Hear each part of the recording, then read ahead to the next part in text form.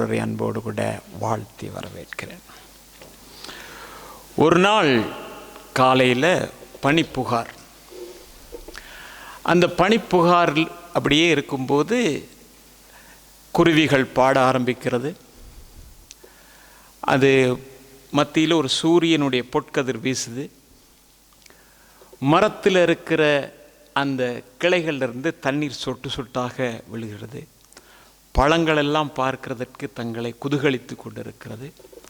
மலர்கள் தங்கள் வாசனை வீசிக்கொண்டிருக்கிறது. இயற்கையின் காட்சி அவ்வளவு அழகாக இருக்குது. அதன் மத்தியிலே ஒரு குன்று இருக்கிறது. அந்த குன்றின் மேலே ஒரு சேவல் இருக்கிறது. சேவல் எப்பொழுதுமே வடிவானது தான். அந்த சேவல் அங்கே இருக்கிறது. இயற்கை அப்படியே பிரதிபலித்து கொண்டிருக்கிறது. அந்த வழியிலே வயலுக்கு போகிறதுக்காக அந்த காலை வேளையிலே ஒரு குடிமகன் போகிறான். போன போது இந்த சேவலை பார்த்தான். அடடா, என்ன அருமையான ஒரு சேவல்! இதை அறுத்து ஒரு வரட்டி ஒரு போத்தல்ல எடுத்து உட்கார்ந்தா எப்படி நல்லா இருக்கும் அப்படின்னு நினைச்சான். அவன் அப்படி நினைக்கும் போது இன்னொருவன் வந்தான். அவன் ஒரு கவிஞன். அந்த இயற்கையை பார்த்தான், ரசித்தான். சேவலை பார்த்தான். அடடடடா அப்படின்ட்டு அவன் ஒரு அருமையான கவிதையை வடித்தான். இந்த நிலையில ஒரு ஓவியன் அங்க வந்தான். அந்த ஓவியன் பார்த்தான். வாழ்க்கையில இப்படி ஒரு காட்சியை காணவே முடியாது என்று சொல்லி அழகான ஒரு ஓவியத்தை வரைந்தான். 3 பேரும் பார்த்தது அந்த இயற்கை காட்சியையும் அந்த சேவலையும். ஆனால் 3 பேருடைய எண்ணங்களிலும் மாறுபட்ட கருத்துக்கள் இருந்ததை பார்க்கிறோம். அருமையான கர்த்தருடைய பிள்ளை, அன்பான தேவ ஜனமே, ஒருவன் பார்வையை பொறுத்தே அவன் வாழ்வின் வெற்றி என்பதுதான் என்னுடைய செய்தி. இந்த செய்திக்காக நான் கொடுத்த தலைப்பு என்ன அப்படின்னு சொன்னா, வெற்றியின் கதவுகள் கண்களே. நாம் எப்படி பார்க்கிறோம், எப்படி பார்த்தால் அது நம்முடைய வாழ்க்கையில என்ன கிரியை நடப்பிக்கும் என்பதை குறித்து நாம் பார்க்க இந்த நாளில் கர்த்தர் நமக்கு உதவி செய்வாராக. வேதத்திலே நாம் திருப்பிக் கொள்வோமானால் ஆதியாமத்தின் புத்தகத்தில் 13ஆம் அதிகாரம் 14, 15 வசனங்களை 16 வரைக்கும் வாசிங்க. லோத்து ஆபிரகாமை விட்டு பிரிந்த பின்பு கர்த்தர் ஆபிராமை நோக்கி, உன் கண்களை ஏறெடுத்து நீ இருக்கிற இடத்திலிருந்து வடக்கேயும் தெற்கேயும் கிழக்கேயும் மேற்கேயும் நோக்கி பார். நீ பார்க்கிற இந்த பூமி முழுவதையும் நான் உனக்கும் உன் சந்ததிக்கும் என்றென்றைக்கும் இருக்கும்படி கொடுத்து உன் சந்ததியை பூமியின் தூளைப் போல பெருக பண்ணுவேன். ஒருவன் பூமியின் தூளை எண்ணக்கூடுமானால் உன் சந்ததியும் எண்ணப்படும். இங்கே நாம் பார்க்கிறோம், ஆபிரகாமை கர்த்தர் அழைக்கிறார். ஆதியாமத்தின் புத்தகத்தில் 12ஆம் அதிகாரத்தில் முதல் 2 வசனங்களை வாசிக்கும் பொழுது கர்த்தர் ஆபிரகாமை நோக்கி, நீ தேசத்தையும் உன் இனத்தையும் உன் ஜனத்தை நீ விட்டு பிரிந்தே நான் காட்டுகிற இடத்துக்கு போ அப்படின்னு தான் இருக்கு. போ என்று எழுதப்பட்டிருக்கிறது. நீ போகும்போது நான் உன்னை பெரிய ஜாதியாக்கி உன்னை ஆசீர்வதித்து உன் பேரை நான் பெருமைப்படுத்துவேன். இங்க ஆண்டவன் சொன்னாரு, நான் உன்னை ஆசீர்வதிப்பேன், உன்னை பேரை பெருமைப்படுத்துவேன் அப்படின்னாரு. அருமையான கர்த்தருடைய பிள்ளையை ஆசை காட்டி அழைத்தார். முதலாவது என்ன சொன்னாரு? நீ வா, நான் உன்னை பெரிய ஜாதியாக்கி நான் உனக்கு இந்த இடத்தையெல்லாம் உனக்கு தருவேன்னு சொன்னார். ஆனா ஒண்ணுமே நடக்கல. ஆசை காட்டினது மட்டும்தான் நடந்தது, ஒண்ணுமே இல்லை. இதை குறித்து அப்போஸ்தலர் நடவடிக்கைகளுடைய புத்தகத்தில் 7ஆம் அதிகாரம் 3, 4, 5 வசனங்களை வாசிக்கும் பொழுது அங்க சில காரியங்களை நாம் பார்க்கலாம். எப்படின்னா, நீ உன் தேசத்தையும் உன் இனத்தையும் விட்டு புறப்பட்டு நான் உனக்கு காண்பிக்கும் தேசத்துக்கு வா என்றார். நல்ல கவனிங்க. அங்க என்ன சொன்னாரு? போ. இங்க என்ன சொல்றாரு? வா. ஆண்டவர் சொல்றாரு, நீ போனாரு, இப்ப வா. நீ வந்த நான் உன்னை ஆசீர்வதிப்பேன். நான் உனக்கு காண்பிக்கிற தேசம், அதற்கு நீ போகும்போது, அதாவது அந்த தேசத்தில் நான் இருக்கிறேன், நீ வருவாயானால் நான் உன்னை ஆசீர்வதிப்பேன். அவ்வளவுதானே? இதில் ஒன்று நாங்கள் பெருசாக அங்கே மாற்றி இப்படி எல்லாம் எழுதியிருக்காது. இல்லை, நீ நான் உனக்கு காட்டுறேன், நீ போ. ரயில்வே ஸ்டேஷனுக்கு போ, ரயில்வே ஸ்டேஷனில் நான் அங்கே இருப்பேன், அவ்வளோதான் வித்தியாசம். நீ வா, நான் உன்னை ஆசீர்வதிப்பேன். அப்போ அடுத்த வருஷத்தை வாசிங்க. அப்பொழுது அவன் கல்தேயர் தேசத்தை விட்டு புறப்பட்டு காரா ஊரிலே வாசம் பண்ணினான். அவனுடைய தகப்பன் மரித்த பின்பு அவ்விடத்தை விட்டு நீங்கள் இப்பொழுது குடியிருக்கிற இத்தேசத்துக்கு அவனை அழைத்து கொண்டு வந்து குடியிருக்கும்படி செய்தார். இதிலே ஒரு அடி நிலத்தியாகிலும் அவனுடைய கையாட்சிக்கு கொடாமல். நல்ல கவனிங்க, இதிலே ஒரு அடி நிலத்தையாகிலும் அவனுடைய கையாட்சிக்கு கொடாமல் இருக்கையில் அவனுக்கு பிள்ளை இல்லாதிருக்கும் போது, அவனுக்கு பிள்ளை இல்லாதிருக்கும் போது உனக்கும் பின்வரும் உன் சந்ததிக்கும் இதை சுதந்திரமாக தருவேன் என்று அவனுக்கு வாக்குத்தத்தம் பண்ணினார். என்னது? ஒரு அடி கூட கொடுக்கல. வா, உனக்கு இந்த தேசத்தை எல்லாம் கொடுப்பேன், உன் பேருமே பெருமைப்படுத்துவேன், அப்படி எல்லாம் சொல்லிட்டு நான் நீ வரும்போது நாங்கள் இருப்பேன்னு சொன்னவர் ஒன்றும் கொடுக்கல, ஒரு பிள்ளையும் கொடுக்கல. இப்போ ஆண்டவர் அவனை பார்த்து சொல்றாரு, நீ உன் கண்களை ஏறெடுத்து நிப்பார். 13ஆம் வசனம் நான் வாசிக்கும் பொழுது எப்படி பார்த்தோம்? உன் கண்களை ஏறெடுத்து நிப்பார், பார்க்கிற பூமியை உனக்கு என்ன செய்வேன், நான் தருவேன் என்று சொன்ன. அருமையான கர்த்தருடைய பிள்ளை, அன்பான தேவ ஜனமே, ஒன்றுமே இல்லை, ஆனால் வாக்கு பண்ணுகிறார். எப்படின்னா, நீ பார்க்கிற பூமியை உனக்கு தருவேன். அருமையான கர்த்தருடைய பிள்ளை, இந்த ஆபிரகாமுக்கு ஆண்டவர் ஒரு காரியம் சொன்னார், என்ன தெரியுமா? ஏற்கனவே நீ உன் பேரை மாத்திக்கப்பா அப்படின்னார். நீ பேரை மாத்திக்க, உன் பேர் அபிராம்னு இருக்குது, இதை நீ மாத்திக்க. என்னன்னா, நீ ஆபிரகாம்னு வைத்துக்கோ, ஏனென்றால் உன்னை அநேக ஜாதிகளுக்கு தகப்பனாக்க போகிறேன் அப்படின்னு சொன்னாரு. இப்ப இவனும் என்ன செய்யறான்? இந்த வார்த்தையை நம்பித்தான் வந்தான். இந்த வார்த்தையை இப்ப என்ன செய்யறான்? நம்ம எடுத்து நடத்துகிறான். எப்படின்னா, காண்றவங்ககிட்ட எல்லாம் சொல்றான், என் பேரை மாத்திட்டேன்ப்பா. என்னன்னு சொன்னா, நான் அநேக ஜாதிகளுக்கு தகப்பனாக போறேன்னு யார் சொல்லிட்டா? கர்த்தர் சொல்லிட்டாரு. வானத்தையும் பூமியை உண்டாக்கின கர்த்தர் சொல்லிட்டாரு, நிச்சயமா நடக்கும். எனவே என்ன இனிமே யாரை எப்படி கூப்பிடணும்? அப்படிதான் கூப்பிடணும். இந்த வாக்குத்தத்தையும் கொடுத்துட்டு, ஏற்கனவே கொடுத்த வாக்குத்தத்தை இது நிறைவேறல, அப்புறமேல இருந்து பாச்சுற, நீ பார்க்கிற பூமியை தருவேன். நீங்களும் நானுமா இருந்தால் என்ன சொல்லுவோம்? ஆண்டவரே, ஏற்கனவே வாக்குத்தத்தம் பண்ணினீர், அந்த வாக்குத்தத்தத்தில் ஏதாவது ஒன்று நடந்திருந்தால் உண்மை விசுவாசிக்கிறதுக்கு வாய்ப்பு இருக்கும். ஆனால் ஒண்ணுமே நடக்கல, இங்க வீட்டில் ஒரு பிள்ளையும் கிடையாது. இப்படி இருக்கும்போது நீ பார்க்கிற பூமியை நான் தருவேன், நீ ஏறிட்டு பார்னு வேற சொல்றீங்க, நான் என்ன செய்ய முடியும்னு கேட்போம்? நான் கேட்க மாட்டோமா? ஆனால் ஆபிரகாமோ தேவனுடைய வார்த்தையை விசுவாசித்தான், அறிக்கை செய்தான். எப்படின்னா, என் பேர் ஆபிரகாம் தான், அபிராம் இல்லை. ஏன்னா ஆபிரகாம், கர்த்தர் என்னை பெரிய ஜாதி ஆக்குவார், ஏனென்றால் என்னை அழைத்தவர் உண்மை உள்ளவர், என்னை அழைத்தவர் எனக்கு பொய் சொல்ல மாட்டார், ஏனென்றால் பொய் சொல்லுகிறதுக்கு அவர் மனுபுத்திரன் அல்ல. ஒன்னும் நடக்காட்டி போனாலும் பரவாயில்ல, என் ஆண்டவரை நான் விசுவாசிப்பேன், நிச்சயமாக அது நடக்கும் என்று விசுவாசித்தான். அருமையான கர்த்தருடைய பிள்ளை, அன்பான தேவஜனமே, காரணம் என்னன்னா, வாக்குத்தத்தம் பண்ணினவர் உண்மை உள்ளவர்.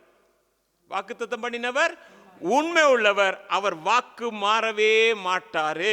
ஏனென்றால் தேவனுடைய வார்த்தையை விசுவாசித்து அவன் ஏறிட்டு பார்த்தான், இந்த தேசம் முழுவதையும் கர்த்தர் ஒரு நாள் எனக்கு தருவார், என் சந்ததிக்கு தருவார். இன்றைக்கு மாலையில கூடியிருக்கிற கர்த்தருடைய பிள்ளை, அன்பான தேவஜனமே, சூழ்நிலைகளை எல்லாம் நீங்கள் பார்க்க வேண்டாம். சூழ்நிலைகளை பார்த்துட்டு இதெல்லாம் கிடைக்குமா கிடைக்காத 1008 கேள்விகளை கேட்காதபடிக்கு, என் தேவன் எனக்கு எதையெல்லாம் வாக்கு பண்ணியிருக்காரோ அவைகளை எல்லாம் தருவார் என்று சொல்லி அந்த தூர நோக்குடன் பார்ப்பீர்களே ஆனால் தேவனை, இன்றைக்கு கர்த்தர் உங்கள் வாழ்விலும் என் வாழ்விலும் அற்புதம் செய்ய.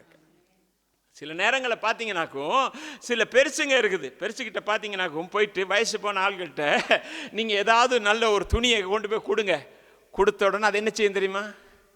வாங்கும், கையில் வாங்கிக்கிட்டு என்ன தெரியுமா சொல்லும்? இதெல்லாம் எனக்கு என்னத்துக்கு, நான் உடுத்தி எங்கெங்க போகிறேன், என்னங்க அழகு சொல்லுமா இல்லையா? நீ அப்போ ஏன் வாங்கின? கையிலே இல்லாட்டி திருப்பியாக கொடுக்கணும், கொடுக்காது, கையிலே வச்சுக்கும், வச்சுக்கிட்டு என்ன வச்சுக்கும், எனக்கெல்லாம் இதுக்கு என்னத்துக்கு அப்படின்னு. கிறிஸ்தவன் இதே தான். வாக்கு தத்தங்களை தேவன் அள்ளி வழங்கியிருக்க அத்தனை வாக்கு தத்தங்களையும் தன்னடத்தை கொண்டிருந்தும் என்ன நடக்க போகிறது என்கிற ஒரு கேள்வியோடு கூட அவிசுவாச நிலையிலே காணப்படுகிறான். அருமையான கர்த்தருடைய பிள்ளை, அன்பான தேவ ஜனமே, இன்றைக்கு மாலை வெல்ல கூட இருக்கிற கர்த்தருடைய பிள்ளையே, நம்முடைய தூர நோக்கி எப்படி இருக்க வேண்டும் என்று சொன்னால், தேவன் என் குடும்பத்தை ஆசீர்வதிப்பார், என் எல்லையை பெரிதாக்குவார், என் பிள்ளையை ஆசீர்வதிப்பார், என் பிள்ளையினுடைய படிப்பு ஆசீர்வதிக்கப்படும் அப்படின்ற ஒரு இது இருக்கணும். பிள்ளையினுடைய ஆசீர்வாதம் அப்படின்னா எப்படி தெரியுமா?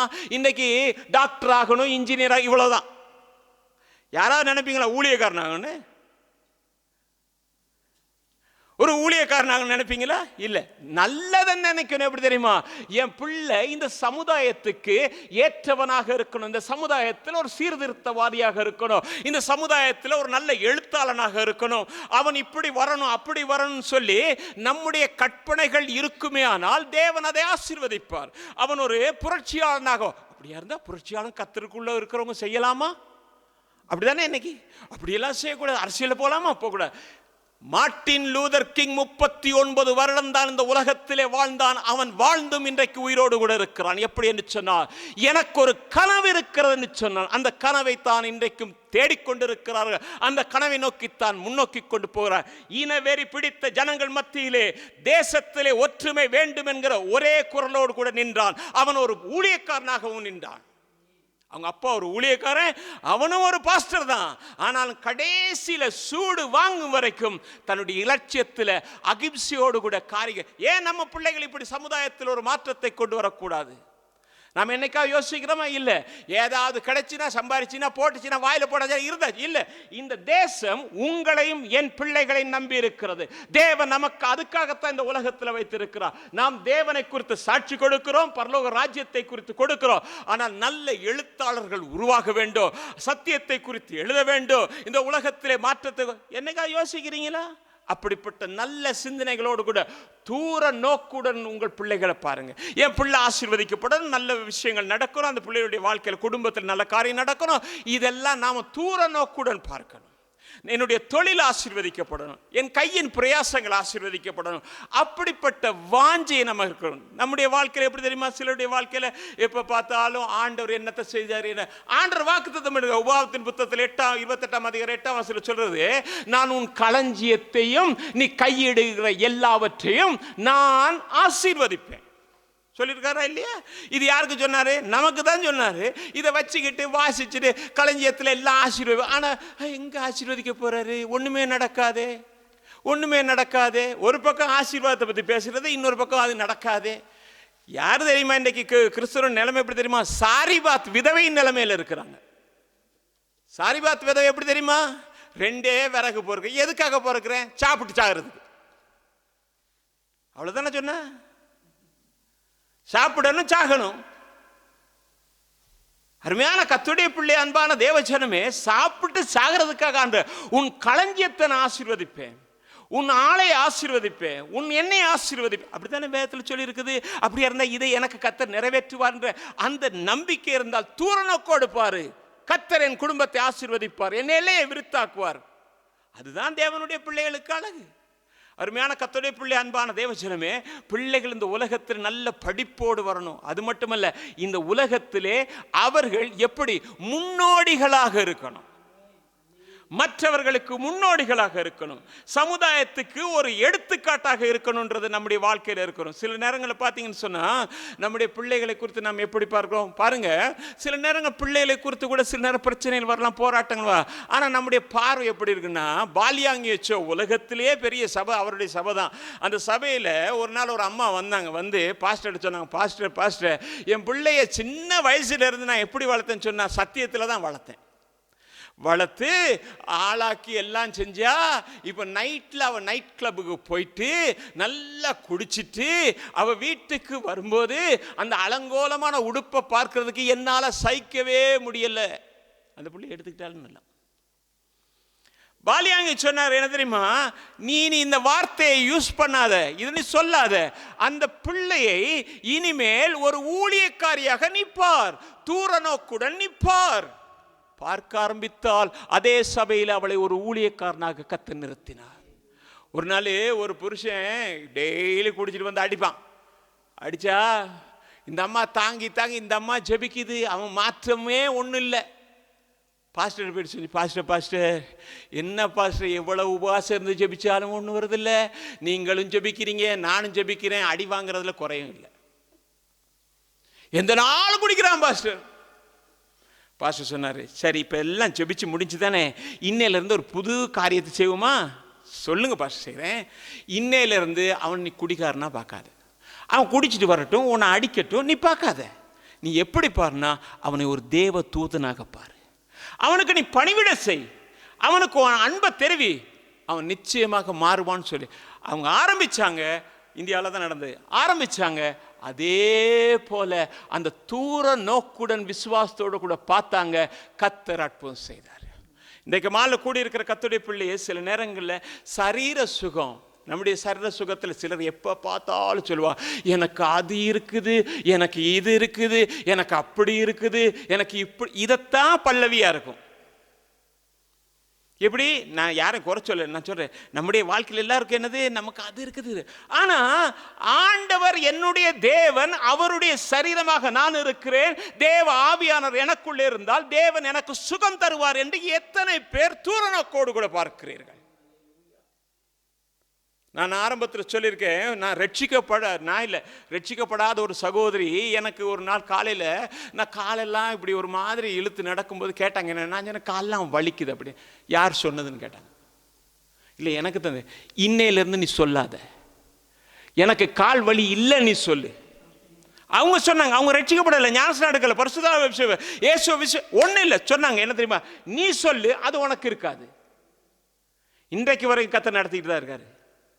அருமையான கர்த்தருடைய பிள்ளையே, அறிக்கை செய்யுங்க, எனக்கு தேவன் சுகத்தை கொடுத்திருக்காரு, எனக்கு பலத்தை கொடுத்திருக்கிறாரு அப்படின்னு சொல்லி நல்ல அறிக்கை செய்யல் நாம் காணப்படும். அருமையான கர்த்தருடைய பிள்ளையே, சில நேரங்களில் இஸ்ரவேல் ஜனங்களை போல தான் நம்முடைய வாழ்க்கை இருக்கிறது. என்னதான் வசனத்தை சொல்லி என்னதான் முன்னுக்கு கூட்டிட்டு போனாலும் பின்னால திரும்பி பார்க்கறது.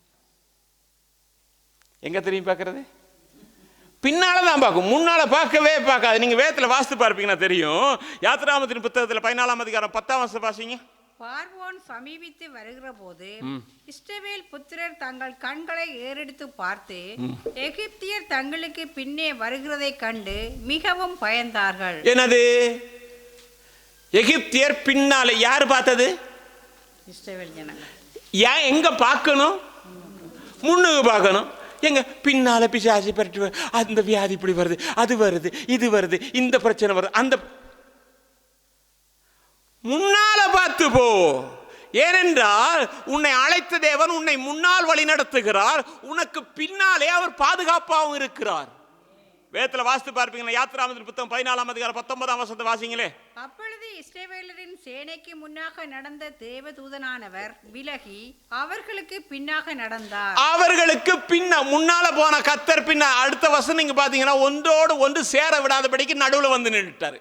இப்படி இருக்கும்போது பிசாசு எப்படி என்னை மேற்கொள்ள முடியும் என்று, என் பிள்ளையை மேற்கொள்ள முடியும், என் சபையை மேற்கொள்ள முடியும் என்று நானும் நீங்களும் விசுவாசித்து அறிக்கை செய்து தூர நோக்கோடு கூட பார்ப்போமே, ஆனால் தேவன் அற்புதம் செய்ய உண்மையுள்ளவராக இருக்கிறார். நாம் எங்க பின்னால திரும்பி பார்க்கிறோம். வருவானே பிசாசு, வர்றான் வரத்தான் செய்வான். கூப்பிட்டுக்கிட்டே போனா வராம விட்டுருவானா? என்ன தேடுறாங்கன்ட்டு வருவான்.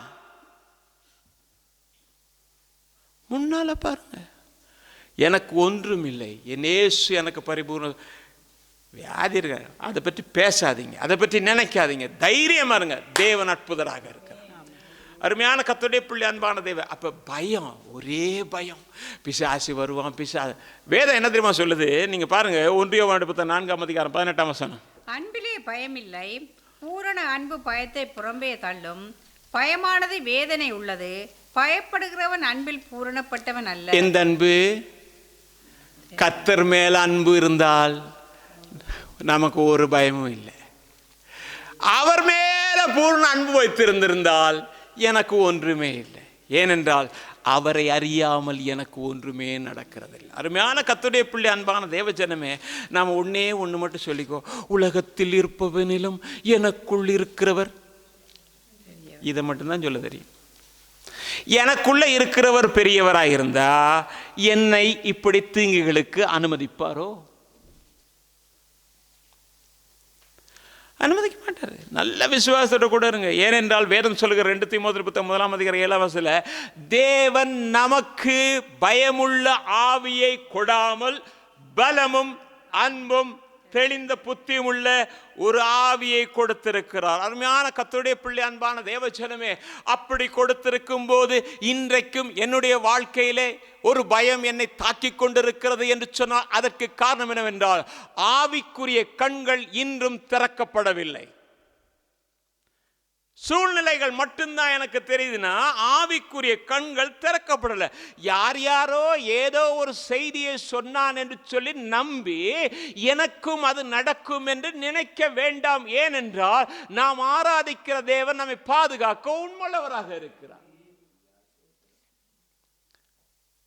நீங்க பார்ப்பீங்கன்னா 2 ராஜாக்களுடைய புத்தகத்தில் 6ஆம் அதிகாரம் 15, 16 வசனம் 17 வசனங்கள் நீங்க வாசிக்கும் பொழுது பார்த்தீங்கன்னாக்கும் நல்ல கவனிங்க. நமக்கு தெரியும் எப்படின்னா, தேவனுடைய மனுஷனுடைய வேலைக்காரன் அதிகாலையில் எழும்பி என்ன செய்யறான்னா பார்க்கிறான். என்ன பார்க்கிறான்? கடைக்கு போலான்னு பேக போட்டான். வெளியில வந்து பார்த்தா யார் இருக்கிறா? ராணுவங்கள் இருக்கிறது. ஓடி போய் சொல்லுகிறான், ஐயையோ ஐயையோ, நம்மளை யாரு காப்பாத்த போறா?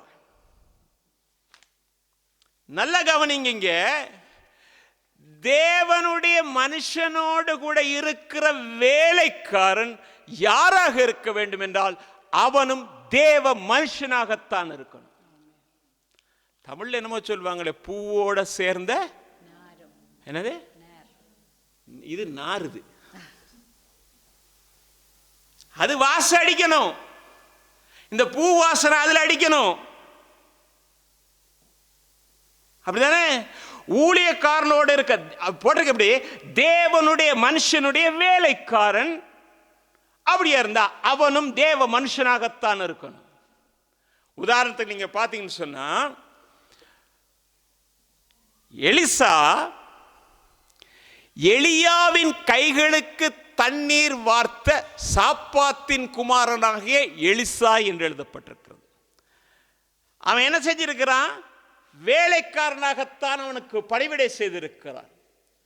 அவன் என்ன தெரியுமா, கடைசியில எலியாவை விட அப்படியா இருந்தா தேவ மனுஷனோடு கூட சேர்ந்தவன் அவன் அவனை போல மாறுகிறவனாயிருந்தான்.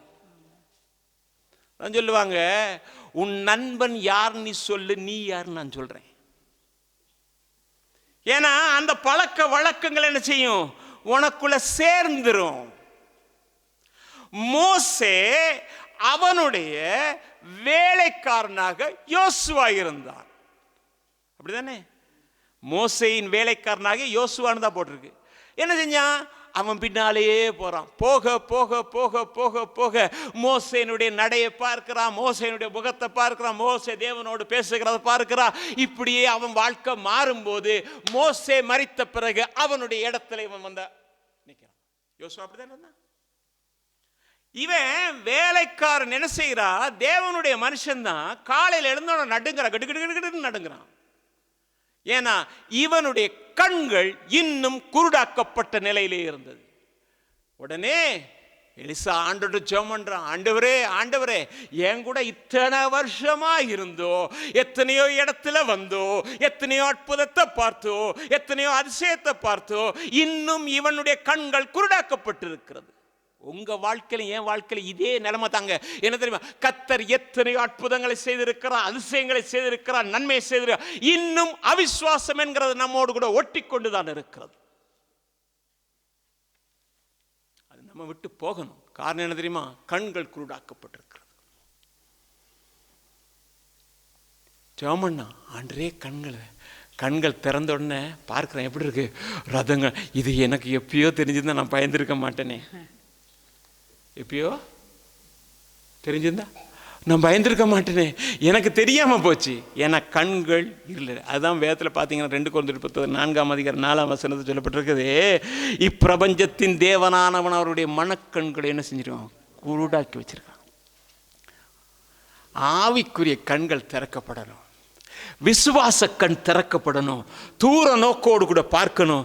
தேவனுடைய கரத்தை பார்க்கணும். தேவனுடைய வல்லமையை பார்க்கணும். தேவனுடைய அதிசயமான காரியங்களை பார்க்கத்தக்கதாக இந்த உள்ளான கண்கள் திறக்கப்படணும். அதுக்கு என்ன தெரியுமா செய்யணும்? நீங்கள் இன்னைக்கு பாட்டு படிச்சீங்க, சங்கீதம் 121:1 போட்டிருக்கு, எனக்கு ஒத்தாசை வரும் பர்வதங்களுக்கு நேராக என் கண்களை ஏறெடுக்கிறேன். தூர நோக்கு பார்க்கணும்னா மூலம் எங்கே தெரியுமா பார்க்கணும்? மேலே பார்க்கணும். மேலே பார்த்தா தான் தூர நோக்கு பார்க்கத்தக்கத பலன் வரும். அருமையான கர்த்தருடைய பிள்ளை, சிலர் பார்த்தா எப்போ பார்த்தாலும் எல்லாம் மாயைங்க. என்னது? அவன் பார்வைக்கு தெரியாது. பெரிய ராஜா சாலமோன், பெரிய ராஜா. அவன் சொன்னான், என் கண் கண்டதில் உன்னையும் விட்டு வச்சதே கிடையாது. அவன் என்ன தெரியுமா சொன்னான்? எல்லாம் மாயன்னு தான் போனான். இன்றைக்கி சிலர் அப்படி தான், எப்போ பார்த்தாலும் எல்லாம் அதெல்லாம் என்னங்க, அதெல்லாம் மாயங்க, அதெல்லாம் மாயங்க மாயங்க மாயங்க. நீங்கள் பாருங்கள், பிரசங்கி புத்தகம் 2:17 ஆகையால் இந்த ஜீவனை வெறுத்தேன், சூரியனுக்கு கீழே செய்யப்படும் கிரியையெல்லாம் எனக்கு விசனமாயிருந்தது, எல்லாம் மாயையும் மனதுக்கு சஞ்சலவுமாயிருக்கிறது. என்னது? சூரியனுக்கு கீழே இருக்கிற அத்தனை என்னது? மாயை. என்னதான் சபைக்கு போனாலும் மாயதான். ஒரு உபாச கூட்டத்தில் வந்து சாட்சினா அது மாயதான். நம்மளால அப்படிதான், செத்த வேணும்னாலும் மாயதான் அப்படின்வான். எல்லாம் மாயங்க.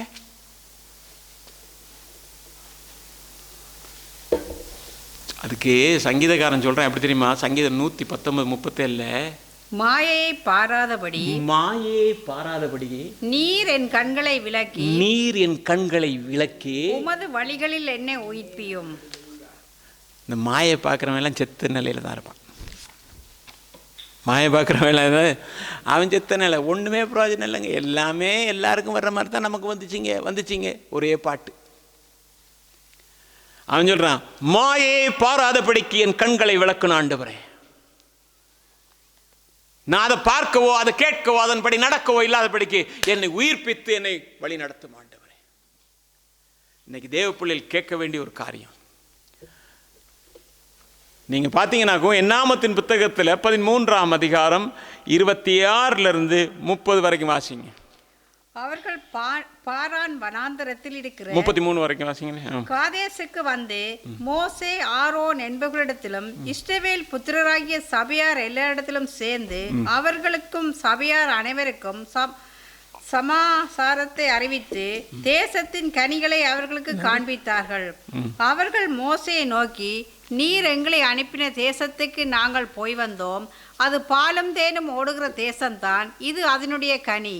ஆனாலும் அந்த தேசத்திலே குடியிருக்கிற ஜனங்கள் பலவான்கள், பட்டணங்கள் அரணிப்பானவைகளும் மிகவும் பெரியவைகளுமாயிருக்கிறது.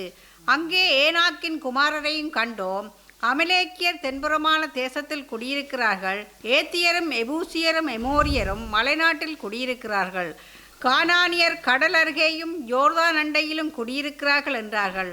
அப்பொழுது காலேப் மோசேக்கு முன்பாக ஜனங்களை அமர்த்தி, நாம் உடனே போய் அதை சுதந்திரித்து கொள்வோம், நாம் அதை எளிதாய் ஏய்த்து கொள்ளலாம் என்றான். அவனோடே கூட போய் வந்த மனிதரோ, நாம் போய் அந்த ஜனங்களோடு எதிர்க்க நம்மாலே கூடாது, அவர்கள் நம்மை பார்க்கிலும் பலவான்கள் என்றார்கள். நாங்கள் போய் சுற்றி பார்த்து வந்த அந்த தேசம் தன் குடிகளை பட்சிக்கிற தேசம். நாங்கள் அதிலே கண்ட ஜனங்கள் எல்லாரும் மிகவும் பெரிய ஆட்கள். அங்கே ராட்சத பிரவியான ஏனாக்கின் குமாரராகிய ராட்சதரையும் கண்டோம். நாங்கள் எங்கள் பார்வைக்கு வெட்டுக்கிளிகளைப் போல் இருந்தோம், அவர்கள் பார்வைக்கும் அப்படியே இருந்தோம் என்று சொல்லி, இப்படி இஸ்ரவேல் புத்திரருக்குள்ளே தாங்கள் சுற்றி பார்த்து வந்த தேசத்தை குறித்து துர்ச்செய்தி பரம்பச் செய்தார்கள். இஸ்ரவேல் ஜனங்களை எகிப்திலிருந்து கர்த்தர் அழைத்தார். எங்கே கொண்டு போகிறதுக்கு? கானானுக்கு கூட்டு போகிறதுக்கு அழைத்தார். இவர்கள் வரும்பொழுது செங்கடலை கடந்தார்கள். அநேக அற்புதங்களை செய்தார். அவர்களுக்கு விரோதமாக எழும்பினவர்கள் மத்தியிலே கர்த்தர் அற்புதம் செய்தார். இப்போ மோசே கிட்ட வந்தாச்சு. வந்தோன்னு சொல்கிறான், நாம் இனிமேல் வாழ்நாள்லாம் போய் குடியிருக்க போகிற தேசம் அதுதான், சரியா? எனவே கோத்திரத்துக்கு ஒரு ஆளை தெரிஞ்சுக்கிங்க. நம்முடைய கோத்திர முற்பிதாக்களில் ஒரு 12 பேரை என்ன செய்வோம், அங்கே அனுப்புவோம். போயிட்டு சுற்றி பார்த்துட்டு வாங்க அப்படின்னு இவங்க போனாங்க. அந்த தேசம் எப்படிப்பட்ட தேசம் அப்படின்னா, ஜனங்களை பட்சிக்கிற தேசம். ஆனால் இவன் 10 பேரும் உயிரோடு வந்திருக்கான். நல்லா கவனிங்க, ஜனங்களை பட்சிக்கிற தேசம் உயிரோட வந்துட்டான். அடுத்தது அந்த தேசம் உண்மையிலேயே பாலும் தேனும் ஓடுற யார் கொடுக்குறா சாட்சி? இவன் தான் கொடுக்குறான். இவன் சொல்கிறான் அது உண்மையிலேயே அது பாலும் தேனும் ஓடுற தேசம் தாங்க அப்படின்னு. அதோடு கூட என்ன தெரியுமா செஞ்சாங்க? அங்கே சுற்றி திரிஞ்சு உள்ளதெல்லாம் பறித்து சாப்பிட்டுட்டு சுமந்துக்கிட்டே வேற வர்றான். எப்படி? ஒரு கம்பில் திராட்சை கொலையை போட்டு சுமந்துட்டு வந்து அங்குள்ளதான் சாப்பிட்டு பாருங்கன்னு கொடுக்குறான். அப்படி தானே? எல்லாம் செஞ்சுட்டு என்ன சொல்கிறான் தெரியுமா? அங்கே போக முடியாது, ஏன்னா அங்கே ராட்சதர்கள் எல்லாம் இருக்கிறாங்க. நாங்கள் போன டபக்குன்னு பிடிச்சி எங்களை கொண்டுருவாங்க, கொண்டு சாப்பிட்ருவாங்க. அப்படி தானே? எப்படி? அவர்கள் ராட்சத பிறவிகள், நாங்கள் போக முடியாது.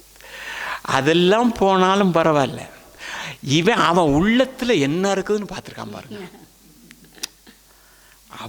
இவன் உள்ளத்தில் இருக்கிறது வேற, அவன் உள்ளத்தில் கர்த்தரை விட பெரிய ஆட்களப்பா. அவர்கள் பார்வைக்கு நாங்கள் வெட்டுக்கிளிகளைப் போல இருந்தோம், எங்கள் பார்வைக்கும் நாங்கள் வெட்டுக்கிளிகளைப் போல இருந்தோம். சில ஆட்கள் இப்படித்தான், எதுக்கு பயப்படுறானே தெரியாம பயப்படுவான். பயப்படுறது அல்லாம மற்றவனையும் பயப்படுத்துவான். என்ன செஞ்சா?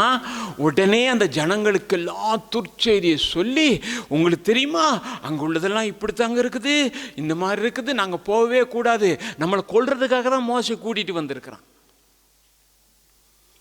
இன்னைக்கு ஏதோ ஒரு காரியம் என்றால் வெளியில் நீங்கள் அதை போய் சொன்னீங்கன்னாக்கா அதுக்கு கிடைக்கிறது அத்தனை துர்ச்செய்தி. ஆனால் ஒரு தேவ சமூகத்திலிருந்து தேவனுடைய பிள்ளைகளிடத்தில் கேட்டால் உங்களுக்கு வருகிறது நற்செய்தி. அவன் இயலாதுன்னு சொல்லுவான், நாங்கள் சொல்லுவோம் இயலும்னு சொல்லுவோம். அவன் முடியாது என்று சொல்லுவான், நாங்கள் முடியும் என்று சொல்லுவோம். ஏனென்றால் நாங்கள் விசுவாசித்திருக்கிறவர் இன்னார் என்றார். அவர் இல்லாதவைகளை இருக்கிறது போல் அழைக்கிற தேவன். ஆபிரகாமுக்கு ஒன்றும் இல்லாத போது சொன்னார், தூரநோக்குடன் பார். ஆண்டவரே ஒண்ணுமே இல்லை, என் ஆண்டவர் சொன்னால் செய்வார். அந்த விசுவாசம் இருந்தால் நிச்சயமாக நிறைவேறும். இப்ப என்ன நடக்குது? இந்த ஜனங்களுக்கெல்லாம் சொன்ன உடனே அவங்களுக்கும் தலையில ஒண்ணுமே கிடையாது. அடே, மாறாவில் தண்ணீரை கர்த்தர் மதுரமா மாற்றினாரே, அது எவ்வளவு அழகா இருந்துச்சு. நாம சாப்பாடு கேட்ட போது ஆண்டவர் மன்னாவை கொடுத்தாரு, இறைச்சி கேட்ட போது காடைகளை கொடுத்தாரு, செங்கடலை பிளந்தாரு. இவ்வளவு பெரிய வல்லமையான கர்த்தரைத்தானே நாம பின்பற்றி வர்றோம்னு ஒன்னும் யோசிக்காம 14 அதிகாரம் முதலாம் வாசிங்கன்னா எல்லாரும் ஓன்னு அழுதானுவலாம். அப்பொழுது சபையார் எல்லாரும் கூக்குரலிட்டு புலம்பினார்கள். ஜனங்கள் அன்று இரா முழுவதும் அழுது கொண்டிருந்தார்கள்.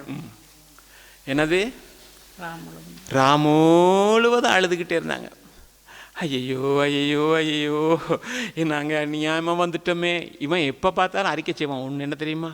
எகிப்தில் என்ன புதக்குழி இல்லையா, புதக்குழி இல்லையா, அங்கேயே சாக இருந்துச்சு. சில கர்த்தருடைய பிள்ளைகள் இப்படி தான். எலியா கூட என்ன செஞ்சோம்? நான் ஒருத்தர் தான் மிச்சமாக இருக்கிறேன், என் ஜீவன் எடுத்துருங்க. வாழன்ற ஆசைகள்ல கர்த்தர் இந்த உலகத்தில் நம்மை வைத்திருக்கிறது வாழுகிறதுக்காகத்தான், சாட்சிகளாக வாழுகிறதுக்காக தான். என்னது? அந்த ஜனங்கள் எல்லாரும் அழுதுகிட்டே இருந்தாங்க. அருமையான கர்த்தருடைய பிள்ளை, அன்பான தேவ ஜனமே, அந்த 10 பேரோட இன்னும் 2 பேர் சேர்ந்து போனான். யாரு? யோசுவாவும் காலேபும். 10 பேரோட சேர்ந்து போனாலும் இவன் ஆவி வேற, அவன் ஆவி வேற. 30ஆம் வசனம் வாசிங்கன்னா டக்குன்னு காலையை விளம்பி சொல்றான், உடனே போய் பிடிச்சிக்கலாங்க, உடனே போய் பிடிக்கலாம். அங்க ஒன்றும் பெரிய விஷயம் கிடையாது. ராட்சத மனிதர்களுக்கு நாம் பயப்பட வேண்டியதில்லை. ஏன் இருந்தாலும் அது நல்ல தேசம், நமக்காக ஆண்டவர் வைத்திருக்கிற தேசம், வாக்குத்தத்தம் பண்ணின தேசம், போய் சுதந்தரிப்போம். தூரநோக்கோடு கூட பார்த்தான். தூரநோக்கோடு கூட பார்த்த அவனை கர்த்தர் என்ன தெரியுமா சொன்னாரு? 14ஆம் அதிகாரம் 24ஆம் வசனத்துல, என்னுடைய தாசனாகிய காலே வேறு ஆவியை பெற்றிருக்கிறான், அவன் கால் மட்டும்தான் அங்க போய் பதியும். இந்த ஜனங்கள் ஒருத்தரும் போக மாட்டான். சொன்னாரா இல்லையா? தூர நோக்கோடு கூட ஆசீர்வாதங்களை கண்ணோக்கி பார்க்கிற கர்த்தருடைய பிள்ளைகள் சுதந்தரித்துக் கொள்வார்கள். அதான் என்னது? வெற்றியின் கதவுகள் கண்களே. உங்க வாழ்க்கையில வெற்றி வரணுமா இருந்தா இந்த பார்வை சரியா இருக்கணும். விசுவாசத்தோடு கூட தூர பாருங்க. ஆண்டவர் எனக்கு தருவார், எனக்கு செய்வார், என் பிள்ளை உயர்த்துவார், என் பிள்ளைக்கு நல்ல படிப்பு வரும், என் குடும்பம் ஆசீர்வதிக்கப்படும், என் கையின் பிரயாசங்களை கர்த்தர் ஆசீர்வதிப்பார். வீட்டை விசாரிக்கும் போது குறைவை வேதம் தானே சொல்லுது. அப்படியா இருந்தா நம்ம வீட்டையும் விசாரிக்கும் போது குறைவில்லாமல் ஆசீர்வதிக்க கர்த்தர் உண்மையுள்ளவராக இருக்கிறார். அதுக்கு என்ன தெரியுமா? கண்ணை மூடிக்கிறது. தூர நோக்கோட விசுவாசத்தோடு கூட பாருங்க. கர்த்தர் செய்வார். என் சரீரத்தில் இருக்கிற வியாதியை கர்த்தர் குணப்படுத்துவார். அந்த வியாதி வந்துச்சு, இந்த வியாதி அப்படி போயிட்டாங்க, இப்படி எப்படி போனாலும் பிரச்சனை. என் வியாதியை கர்த்தர் குணப்படுத்தினார். இயேசுக்கு வியாதியை சார் குணப்படுத்தினாரா? இன்னைக்கு அந்த நாமத்தில் நடக்குது அற்புதம். இயேசுனா அப்போ நமக்கு நடக்காதா? நீங்கள் யார் யாருக்கோ போய் ஜெபிக்கிறீங்க, உங்களுக்கு நடக்காதா? எனக்கு நடக்காதா? தேவன் இன்றைக்கும் அற்புதராகத்தான் இருக்கிறார். தூர நோக்கோடு கூட நீ பார்ப்பாய் என்றால் அவருடைய வல்லமையை பார்ப்பாய், அவருடைய கரத்தை பார்ப்பாய், அவருடைய அற்புதத்தை பார்ப்பாய், அதிசயங்களை பார்ப்பாய். அருமையான கர்த்தருடைய பிள்ளை, அன்பான தேவச்சனமே, நீங்கள் பார்த்தீங்கன்னாக்கும் இந்த தூர நோக்கோட பார்த்த ஒரு வாலிபனை பாருங்க. 1 சாமுவேல் புத்தகத்தில் 17ஆம் அதிகாரம் 33ஆம் வசனம். அப்பொழுது சவுல் தாவீதை நோக்கி, நீ இந்த பெலிஸ்தனோடு எதிர்த்து யுத்தம் பண்ண உன்னாலே ஆகாது, நீ இளைஞன், அவனோ தன் சிறு வயது முதல் யுத்த வீரன் என்றான். என்னது? ஈசாயின் குமாரன் தாவீது. அன்னைமாரில் எங்கே இருக்கிறாங்க? பட்டாளத்தில் இருக்கிறாங்க. யுத்தம் பண்ண போயிருக்கிறாங்க. எத்தனை பேரை யுத்தம் பண்ண போயிருக்காங்க? இல்லை, எத்தனை பேரை யுத்தம் பண்ண போயிருக்காங்க? ஒரே ஒரு ஆளை தான். அந்த பெலிஸ்தீனோட போய் யுத்தம் பண்ணுறதுன்னா பேர விஷயம். ஒருத்தனோட யுத்தம் பண்ணுறதுக்கு முழு சேனையும் போய் உட்கார்ந்துருக்கு. சாப்பாடு, டென்ட்டு எல்லாம் கணக்கு பார்த்தா இவனுள்ள எத்தனை பேரும் சுட்டு தள்ளியிருக்கணும். அநியாய செலவு தானே. இராணுவம் போய் இருக்கு, ஒன்றுக்கு பிரயோஜனம் இல்லாமல் காத்துக்கிட்டு இருக்கு. எதுக்கு? அவன் வந்து சத்தம் போடுவான், என்னோடு வந்து யுத்தம் பண்ணினால், என்னை ஜெயித்தால் நாங்கள் எல்லாரும் அடிமையாகும். இதை அவன் சொல்லிட்டு போகிறத கேட்கறதுக்கு இவன் எல்லாம் போய் என்ன உட்காந்துருக்கான். நாமளும் அப்படித்தான் சில நேரம் உட்கார்ந்துருப்பான், அவன் வந்து சத்தம் போட்டுகிட்டே போயிருப்பான். என்ன எதுக்க முடியுமா? முடியாது, முடியாது. பிசாசு லேசுப்பட்ட வேலையா? லேசுப்பட்ட வேலையா? நம்ம ஆளு சொல்லுவோம். அது என்ன மாதிரி எல்லாம் சத்தம் போடும் தெரியுமா? அது இன்னைக்கு இயேசுவின் நாமம் சொன்னா போகுது. பெரிய பரிசுத்தமா ஒண்ணு இல்லை. இயேசுவின் நாமத்தை போனா போகுது. அதுக்கு போய் நடுங்கிட்டு இப்போ இவ எல்லாம் உட்கார்ந்துருக்கும் போது தாவீது போறான். தாவீது போனோன்னு இவன் வந்து நின்று சத்தம் போடுறான். சத்தம் போட்டோன்னு தாவீது கேட்குறான், யார் இந்த விருத்த சேதனம் இல்லாதவன்? அப்போ இவனை கொண்டா என்ன கிடைக்கும்? உடனே சவுல்கிட்ட கொண்டு போகிறாங்க. சவுல்கிட்ட போனோன்னா இவன் யார்? சின்ன பொடியன், அழகான மேனி, பஞ்சு மாதிரி கையெல்லாம் இருக்குது. அவன் இவனை பார்த்தோன்னா நாங்கள்லாம் எத்தனையோ, சவுல் எத்தனை யுத்தத்தை பார்த்துட்டான், நான் எத்தனை யுத்தம் பார்த்தேன், இது ஒன்றுக்கு உதவாது சின்ன பையனை கொண்டாந்து வச்சுட்டு யுத்தத்துக்கு போனான் சொன்னான் தானே. நீயோ இளைஞன், அவன் யுத்த வீரன். இவன் கண்ணுக்கு அவன் வீரன், தாவீதின் கண்ணுக்கு ஒண்ணுமே கிடையாது. இன்றைக்கு நான் ஒரு காரியம் சொல்றேன். தேவனிடத்திலே அற்புதத்தை பெறுகிறதற்கு முன்பதாக தேவனிடத்திலே விசுவாசத்தோடு கூட தூர நோக்கு பார்வை பார்க்கிறதுக்கு முன்பதாக என்னை பற்றி என் பார்வை எப்படி இருக்கிறது என்று சொல்லி பார்க்கணும். நான் யாரு, எனக்குள்ள என்ன இருக்கிறது, என்னுடைய வல்லமை என்ன என்பதை நான் பார்க்க அறியணும். அதுக்கு பிறகுதான் நாங்கள் முன்னுக்கு இருக்கிறத பார்க்கணும். நீங்க வேதத்தில் வாசித்து பார்ப்பீங்கன்னா தெரியும். 35 இல்ல 34 வாசிங்க. தாவீது சவுலை பார்த்து, உம்முடைய அடியான் என் தகப்பனுடைய ஆடுகளை மேய்த்து கொண்டிருக்கும் போது ஒரு விசை ஒரு சிங்கமும் ஒரு விசை ஒரு கரடியும் வந்து மந்தையில் இருக்கிற ஒரு ஆட்டை பிடித்து கொண்டது. நான் அதை தொடர்ந்து போய் அதை அடித்து அதை அதன் வாய்க்கு தப்புவித்தேன். அது என்மேல் பாய்ந்த போது நான் அதன் தாடியை பிடித்து அதை அடித்து கொன்று போட்டேன். அந்த சிங்கத்தையும் அந்த கரடியையும் உம்முடைய அடியானாகிய நான் கொன்றேன். விருத்த சேதனமில்லாத இந்த பெலிஸ்தனம் அவைகளில் ஒன்றை போல இருப்பான். அவன் ஜீவனுள்ள தேவனுடைய சேனைகளை நிந்தித்தானே என்றான். என்னது? இப்போ தாவீது சொல்கிறான், நான் ஆடு மேய்ச்சிட்டு இருக்கும்போது ஒரு நாள் ஒரு கரடி வந்துச்சுங்க. அப்புறம் என்ன நடந்துச்சுட்டா யார் சவுல் கேட்குறான். வந்த உடனே அது ஒன்றை பிடிச்சிச்சு, நான் அது வாய்க்கு பிடிச்சி அதை ஒரே அடித்து கொண்டுட்டேன்.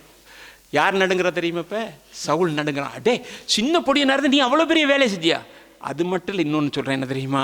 ஒரு நாள் சிங்கம் வந்துச்சு, சிங்கத்தையும் கழிச்சுட்டேங்க.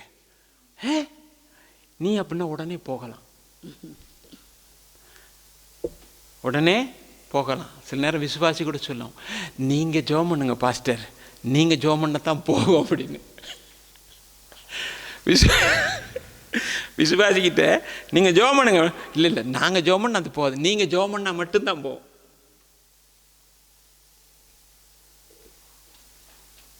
நீங்கள் ஜெபம் பண்ண போகாதா? பாருங்க, ஒரு ஆமேன்னு கூட வருது இல்லையே. எங்கெங்க போகிறது, அதுதான் நம்ம சுற்றி சுற்றி வந்துகிட்டு இருக்கு. நாங்கள் பின்னால் தானே பார்க்குறோம். நீங்கள் வியாசத்துக்கு ஜெபம் பண்ண சொங்க கிடைக்காது, நீங்கள் உங்கள் தேவைக்காக ஜெபம் பண்ண கிடைக்காது. தேவன் உங்களுக்கும் அப்பா, எனக்கும் அப்பா. அவருடைய சுயரத்தத்தினால் சம்பாதித்த உங்களையும் என்னை தேவன் கனப்படுத்துவார். அவர் சொன்னார் என்ன தெரியுமா? எல்லாம் உங்களுக்கு தரேண்டு தானே போனார். சகல வியாதிகளையும் குணப்படுத்தத்தக்கதாக, பிசாசின் தந்திரங்களை ஒழிக்கத்தக்கதாக சகலத்தையும் உங்கள்கிட்ட கொடுத்துட்டு போகிறேன்னு போனார். தனக்குன்னு ஒன்று வச்சுக்கல, ரத்தத்தை கொடுத்துட்டார்ல, தன்கிட்ட இருந்து வல்லமையும் கொடுத்துட்டு போயிட்டார். அந்த வல்லமையினாலே சீசர்கள் செயல்பட்டார்கள், அதே வல்லமையினாலே இன்றைக்கு நானும் நீங்களும் செயல்படணும். தூர நோக்கோடு கூட பாருங்கள், எப்படி தெரியுமா?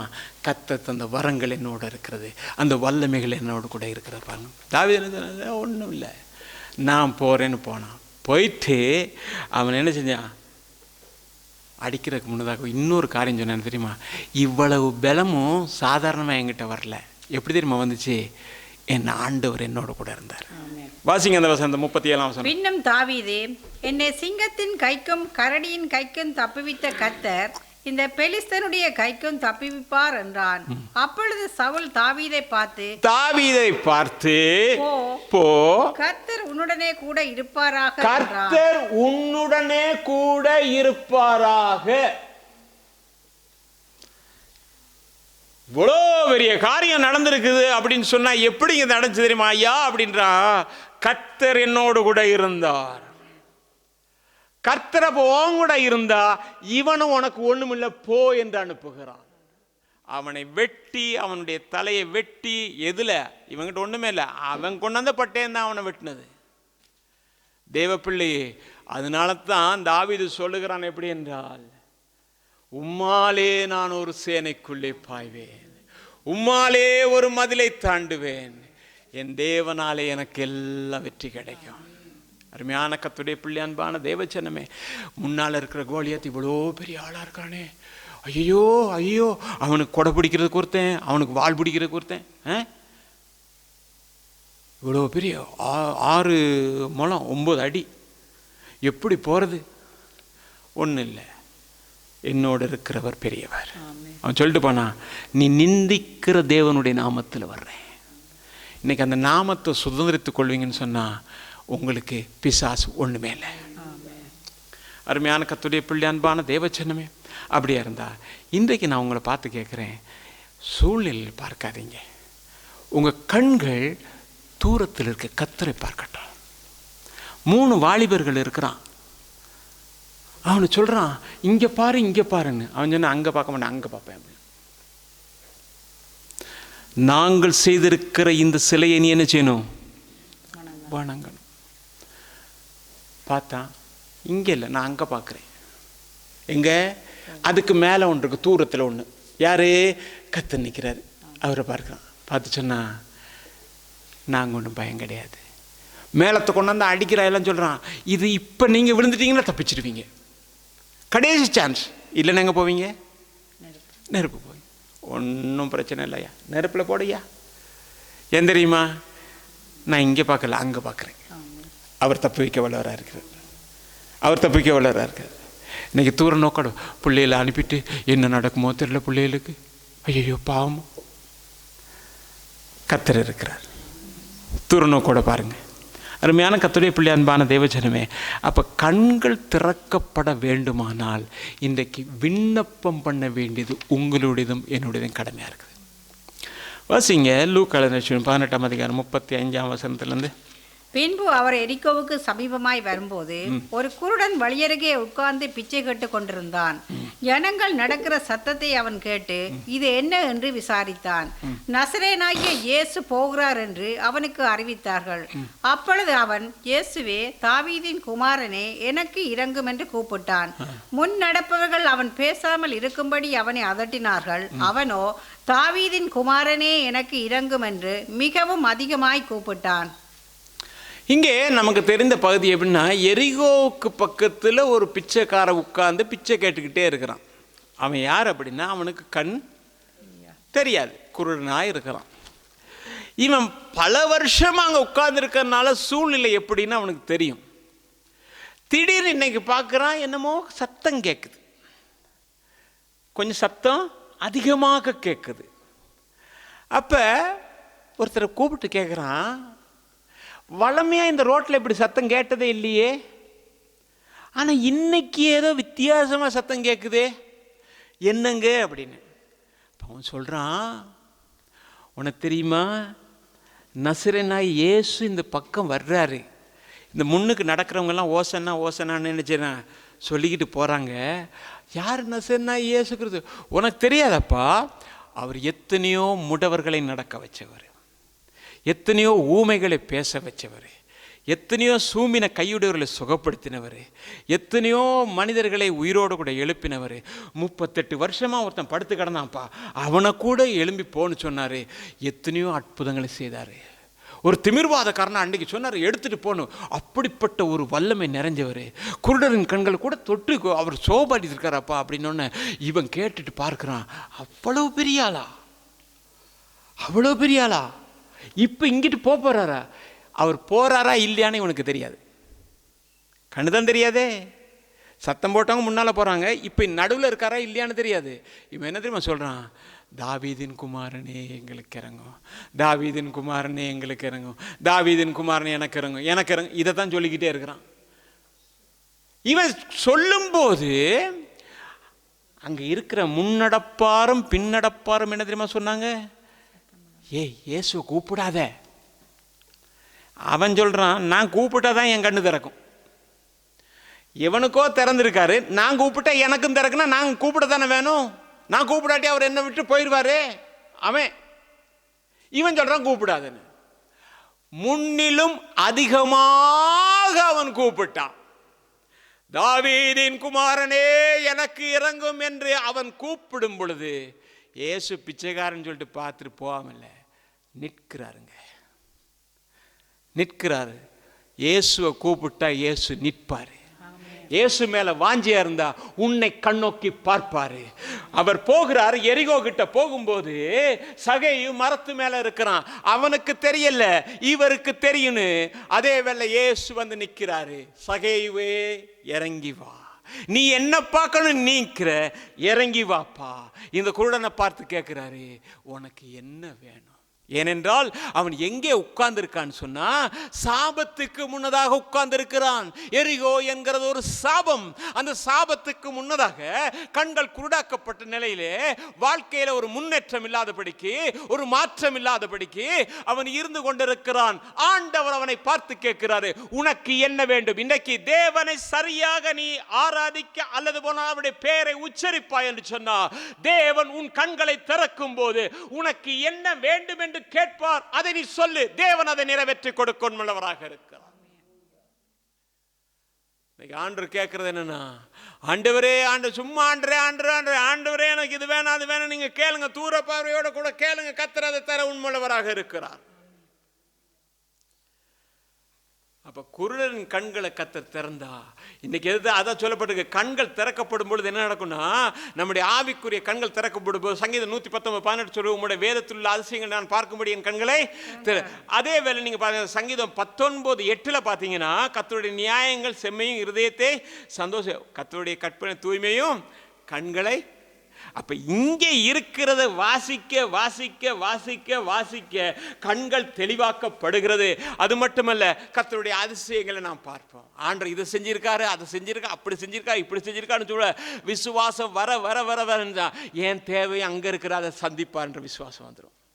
அதனால தான் கண்கள் திறக்கப்படணும்னு சொன்னால், அருமையான கர்த்தருடைய பிள்ளை, அன்பான தேவச்சனமே, அப்படி கண்கள் திறக்கப்படும் பொழுது ஆசீர்வாதம் நம்முடைய கண்களுக்கு தெரியும். நீங்கள் ஆதியாகமத்தின் புத்தகத்தில் 21ஆம் அதிகாரம் 19ஆம் வசனத்தை பார்த்தீங்கன்னா, தேவன் அவளுடைய கண்களை திறந்தார். அப்பொழுது அவள் ஒரு என்னது தண்ணீர் துறவை கண்டு அதில் அள்ளி குடிச்சா.